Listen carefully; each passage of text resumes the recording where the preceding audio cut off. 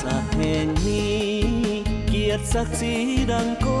มกระเดืองเซิ่นเที่ยวงานบุญนมัสการพระสาธีนวัดผู้จำปาสัก2 พฤษภก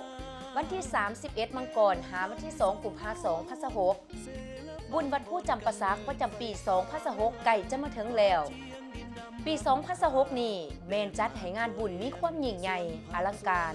และมีความตื่นตาตื่นใจหลายที่สุดสำหรับกิจกรรมประกอบมีพิธีทั้งศาสนาการใส่บาตรหยาดน้ำและฟังธรรมเทศนาเพื่อความเป็นสิริมงคลการแสดงศิลปะ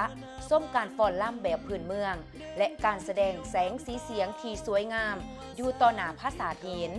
การแข่งขันกีฬาพื้นเมืองต่างๆและการซื้อขายสินค้าของท้องถิ่น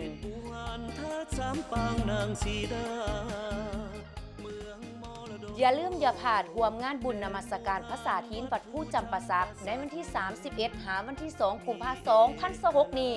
เด้อพี่น้อง